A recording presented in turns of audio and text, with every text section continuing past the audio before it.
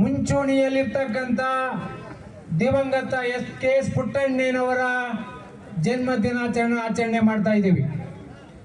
ಇದ್ರ ಜೊತೆಗೆ ನಮ್ಮ ಭಾರತ ದೇಶದ ಪ್ರಧಾನಮಂತ್ರಿಗಳು ಚರಣ್ ಸಿಂಗ್ ರವರ ಜನ್ಮದಿನವೂ ಕೂಡ.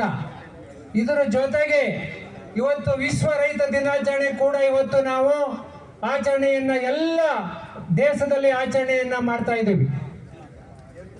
ಏನು ಕರ್ನಾಟಕ ರಾಜ್ಯ ರೈತ ಸಂಘದ ರುದ್ರಪ್ಪನವರು, ಸುಂದರೇಶ್ ಅವರು, ನಂಜುಂಡಸ್ವಾಮಿ ಅವರು ಅವರೆಲ್ಲರೂ ಕೂಡ ನೆನೆಸ್ಕೊಳ್ತಾ ಪುಟ್ಟಣ್ಣಯ್ಯನವರ ಜನ್ಮದಿನವನ್ನ ನೀವೆಲ್ಲರೂ ಕೂಡ ಆಚರಣೆ ಮಾಡ್ತಾ ಇದ್ದೀವಿ. ಏನು ಚರಣ್ ಸಿಂಗ್ ರವರು ಅವರ ಪ್ರೈಮ್ ಮಿನಿಸ್ಟರ್ ಆಗಿದ್ದಾಗ ರೈತರ ಪರವಾಗಿ ಹಲವಾರು ಕಾನೂನುಗಳನ್ನ ಜಾರಿ ಮಾಡಿದ್ರು ಮತ್ತು ಒಬ್ಬ ರೈತನ ಹೋರಾಟಗಾರನಾಗಿ ಇವತ್ತು ಅವರು ಇತಿಹಾಸದಲ್ಲಿ ಉಳಿದಿದ್ದಾರೆ.